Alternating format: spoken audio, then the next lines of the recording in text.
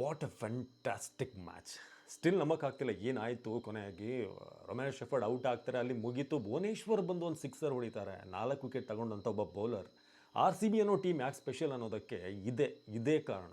ಯಾಕಂತಂದರೆ ಕೊನೆವರೆಗೂ ಕೂಡ ಬಿಲೀಫನ್ನು ಬಿಡೋದಿಲ್ಲ ಅನ್ನೋದು.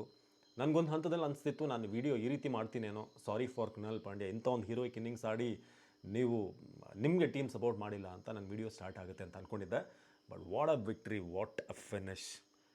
ಕನಸು ನನಸಲ್ಲೂ ನೆನೆಸಿದಂಥ ಒಂದು ಫಿನಿಷನ್ನು ಇವತ್ತು ಆರ್ ಸಿ ಬಿ ಮಾಡಿದ್ದಾರೆ. ಕೊನೆಯದಾಗಿ ಭುವನೇಶ್ವರ್, ಯಾರು ಎಕ್ಸ್ಪೆಕ್ಟ್ ಮಾಡ್ತಾರೆ ಭುವನೇಶ್ವರಿಂದ ಒಂದು 6 ಬರುತ್ತೆ, ಅದು ಕೂಡ ಆ ಒಂದು ಏರಿಯಾದಲ್ಲಿ ಕಾರ್ನರಲ್ಲಿ.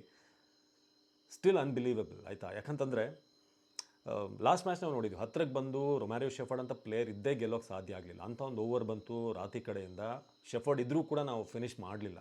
ಬಟ್ ಇವತ್ತು ಶೆಫರ್ಡ್ ಹೋದ್ಮೇಲೆ ಖತಮ್ ಅಂತ ಬಹುತೇಕ ನಮ್ಮ ಫ್ರೆಂಡ್ಸ್ ಗ್ರೂಪಲ್ಲೂ ಕೂಡ ಖತಮ್, ಟಾಟಾ, ಬಾಯ್ ಬಾಯ್, ಗುಡ್ ನೈಟ್ ಅಂತೆಲ್ಲ ಮೆಸೇಜ್ ಮಾಡಿದರು. ಬಟ್ ಈಗ ಟಾಪ್ 1ಗೆ ಬಂದಿದೆ. ನಾನೀಗ ಒಂದು ಟೇಬಲ್ ಡೀಟೇಲ್ಸನ್ನು ಕೂಡ ನಿಮಗೆ ಕೊಡ್ತೀನಿ. ಬಟ್ ಇವತ್ತು ಫ್ರಮ್ ಸ್ಟಾರ್ಟಿಂಗ್ ನಮ್ಮ ಬೌಲಿಂಗ್, ನಾನು ಈಗಾಗಲೇ ಪ್ರಿವ್ಯೂ ವೀಡಿಯೋದಲ್ಲಿ ಹೇಳಿದ ಹಾಗೆ, ಏನು ಬ್ಲ್ಯಾಕ್ ಸಾಯಿಲ್ ಪಿಚ್, ಅದರಲ್ಲಿ 160ಇಂದ 180 ಏನು ಟಾರ್ಗೆಟ್ ಇದೆ, ಅದು ಚಾಲೆಂಜಿಂಗ್ ಆಗಿರುತ್ತೆ. ಬಟ್ 160+ ಅಂತ ಬಂದಾಗ ಈಸಿಯಾಗಿ ಆರ್ ಸಿ ಬಿ ಚೇಸ್ ಮಾಡುತ್ತೆ ಅಂತ ಅನ್ನಿಸ್ತು.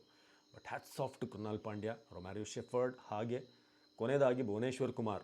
4 ವಿಕೆಟ್ ಒಂದು ಕಡೆ ಬೌಲಿಂಗಲ್ಲೂ ಕೂಡ ಇದ್ದಾರೆ, ಬ್ಯಾಟಿಂಗಲ್ಲೂ ಕೂಡ ಬಂದು ಕಾಂಟ್ರಿಬ್ಯೂಟ್ ಮಾಡ್ತಾರೆ. ಜೊತೆಗೆ ಕೊನೆಯ run Rasikh Dar Salam, what presence of mind. ಸ್ವಲ್ಪ ರನ್ಔಟ್ ಆಗುವಂಥ ಚಾನ್ಸಸ್ ಇದ್ದು, 1 ಇಂಚ್ ಏನಾದರೂ ಮಿಸ್ ಆಗಿದ್ರು ಕೂಡ ಅವ್ರು ಆಡಿದಂಥ ಶಾಟ್ ನೋಡಿದ್ರೆ ಅವರು ಸೂಪರ್ ಓವರಿಗೆ ಟ್ರೈ ಮಾಡ್ತಿದ್ದಾರೆ. ಸಿಂಗಲ್ ಆಗಿ ಟೈ ಆದರೆ ಸಾಕು ಅಂತ ಅನಿಸ್ತು. ಬಟ್ ಲಕ್ಕೀಲಿ ಅದು ಟಚ್ ಆಗಿ ಆ ಕಡೆ ಹೋಯಿತು, ಲಾಂಗ್ ಆನ್ ಕಡೆಗೆ. ಇಲ್ಲ ಅಂತಂದರೆ ಅಲ್ಲಿ ಖಂಡಿತ ಒಂದು ಸೂಪರ್ ಓವರ್ ಚಾನ್ಸಸ್ ಇತ್ತು.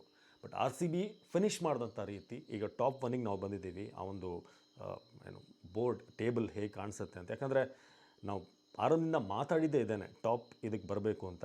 ಸೊ ಈಗ ನಾವು 14 ಪಾಯಿಂಟ್ ಜೊತೆಗೆ ಪ್ಲಸ್ 1.103 ಟಾಪಿಗೆ ಬಂದಿದ್ದೀವಿ. 11 ಮ್ಯಾಚ್, 7 ವಿನ್, 4 ಲಾಸ್, 14 ಪಾಯಿಂಟ್. ಅಲ್ಲಿಗೆ 3 ಟೀಮ್ಗಳು 14 SRH, GT ಹಾಗೆ ನಾವು.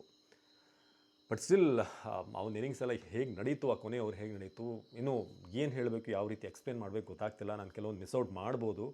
ಬಟ್ ಆ ಪೇಷನ್ಸ್, ಇನಿಷಿಯಲಿ 3 ವಿಕೆಟ್ ಹೋದಾಗ, ಕೊಹ್ಲಿ, ಪಡಿಕ್ಕಲ್, ಪಟಿದಾರ್ ಹೋದಾಗ, ಬೆತಲ್ ಹಾಗೆ ಕೃಣಾಲ್ ಪಾಂಡ್ಯ ಮಾಡಿದಂಥ ಪಾರ್ಟ್ನರ್ಶಿಪ್.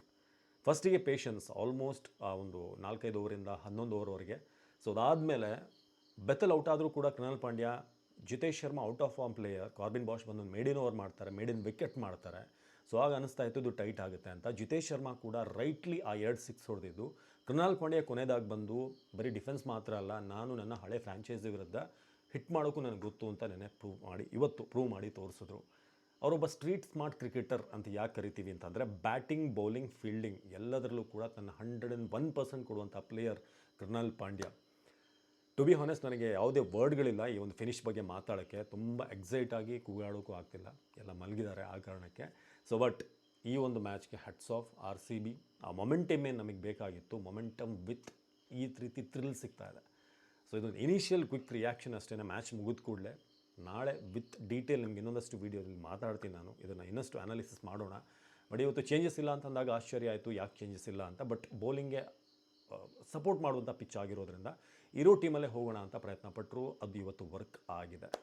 ಬಟ್ ವಾಟ್ ಎವರ್, ಕೊನೆಯದಾಗಿ ನಾವೆಲ್ಲೋ ಕಳ್ಕೊಂಡಿವಿ ಅನ್ನೋ ಮ್ಯಾಚ್, ಭುವನೇಶ್ವರ್ ಅವರಿಂದ ಒಂದು ಅಮೇಝಿಂಗ್ ಮಾರ್ವಲಸ್ ಶಾಟ್, ರಶಿಕ್ದಾರ್ ಅವರ ಫಿನಿಶ್, ಇದರಿಂದ ಸಾಧ್ಯ ಆಯಿತು. ಸೊ ಈ ಮ್ಯಾಚ್ ಬಗ್ಗೆ ನೀವು ಕಮೆಂಟ್ ಮಾಡಿ, ನಿಮ್ಗೆ ಹೇಗೆ ಅನಿಸ್ತು ಈ ಒಂದು ಇನ್ನಿಂಗ್ಸ್, ಯಾವುದು ಟರ್ನಿಂಗ್ ಪಾಯಿಂಟ್ ಹೇಳಿ.